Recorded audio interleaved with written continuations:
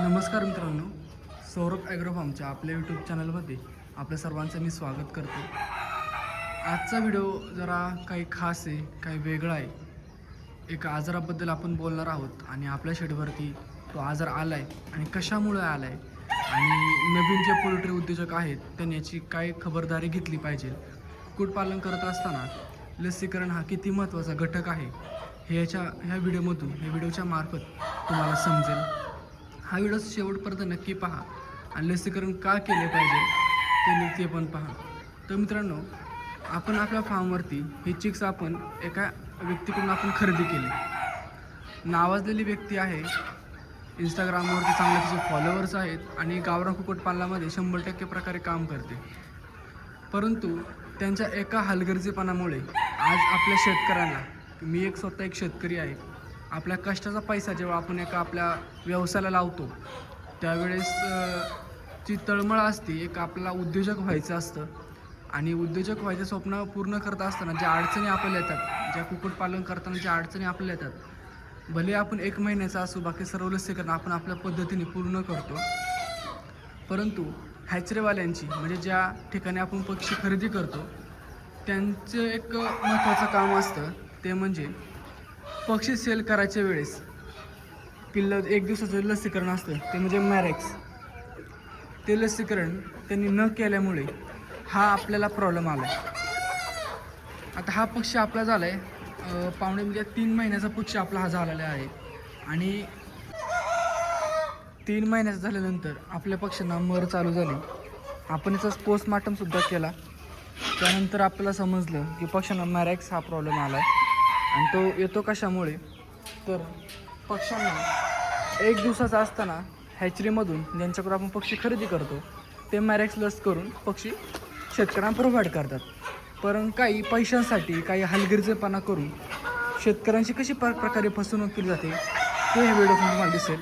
म्हणजे आपण खर्च करतो आहे, आपली सर्व मेहनत आपली वाया जाते आहे आणि काय करणार आपण फक्त हातबल होणं हाच त्याचा उपाय. कारण मॅरेक्सवरती बऱ्यापैकी कुठलेच औषधं मेडिसिन काम करत नाहीत. जे डॉक्टर स्वतः बनवून देतात तेच औषध काम करतं. ट्रीटमेंट आपली चालू आहे, परंतु पाहिजे तसा रिझल्ट अजूनही आपल्याला मिळत नाही आहे. तर मला नवीन शेतकऱ्यांनापर्यंत हा जर व्हिडिओ पोचत असेल तर मला त्यांना हात जोडून एक विनंती आहे की ज्यावेळेस तुम्ही पक्षी खरेदी करताय ना, त्यावेळेस त्या व्यक्तीला विचारणं तुमचं काम आहे की तुम्ही मॅरेक्स लस मारताय का, मॅरेक्सच्या ऐवजी तुम्ही कोणती लसीकरण करताय. मला बाकीचे लसीकरण करू नका, मला फक्त मॅरेक्स लस मारून द्या. तुमच्याच्याने होत नसेल तर तसं आम्हाला आधी सांगा, म्हणजे आम्ही स्वतः करू. जे माझ्यासोबत झाले ते दुसऱ्या शेतकऱ्यांसोबत होऊ नये त्यासाठी मी हा व्हिडिओ बनवतो आहे.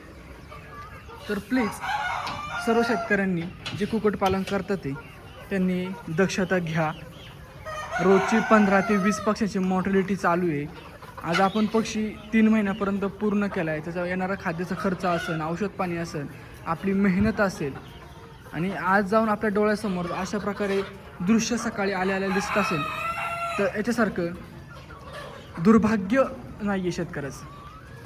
कारण काय झालं आहे, शेतकरी शेतकऱ्याला फसवतोय. शेतकऱ्याचं पोरगं आजकाल मोठं होतं आणि दुसरं शेतकऱ्याला फसवते, ही आजकालची रिॲलिटी आहे. आणि रिअलवर दिसणारा व्यवसाय ना इन्स्टावरती रिअलमध्ये सोपा नाही आहे. त्यामुळे नवीन जे उतरत आहेत त्याच्यामध्ये त्यांनी जरा दक्षता घ्या. लसीकरण काय किती महत्त्वाचं आहे तुम्हाला आता ह्या व्हिडिओद्वारे समजलं असेल. बघू शकता मित्रांनो, आपली किती पक्ष्यांची आज मर झाली आहे. 2 4 5 6 7 8 9 10 11 12 13 15 16 पक्ष्यांची आज आपली मॉर्टॅलिटी झालेली आहे. आणि रोज अशाच प्रकारे होत आहे, कधी 20 कधी 25. त्यामुळे शेतकऱ्यांना तुम्ही सावध व्हा, जागरूक व्हा. ह्या व्यवसायात तुम्ही उतरताय खूप अवघड आहे. कारण इन्स्टाच्या रीलवरती दिसणार हा व्यवसाय ना रिअल आयुष्यामध्ये खूप अवघड आहे. खूप साऱ्या अडचणी येतात याच्यामध्ये. आणि फसवणूक तर अशा प्रकारे होती आहे की प्युअर गावरांच्या नावाखाली क्रॉस पक्षी दिला जातो आहे. तो तर विषय वेगळाच आहे, परंतु लसीकरणसुद्धा हॅचरीमधून व्यवस्थितरित्या न केल्यामुळे आज मला हातबल व्हायची वेळ आली. मी एवढा 2-2.5-3 लाख रुपये खर्च केले ह्या बॅचला आणि मला आज हे पाहावं लागतं. तर मला ठेच लागली मित्रांनो. तुम्ही सावध व्हा की नवीन पिल्लं खरेदी करताना नक्कीच त्यांना म्हणा आम्हाला मॅरेक्स लस मारूनच द्या. तुमच्या ज्याने होत नसेल आम्हाला तसं सांगा, आम्ही आमच्या पद्धतीने करू. पण जी 1 दिवसाची लसीकरण आहे मित्रांनो, ते केल्याशिवाय पक्षी खरेदी करू नका. नंतर जाऊन तुम्हाला इतका मोठा फटका बसेल की असं तुम्ही कधी विचारसुद्धा केला नसेल. आज माझी ही 1000 बॅच होती, याच्यामध्ये माझी 400 पक्ष्यांची मॉर्टॅलिटी झाली आहे, अजूनही होती.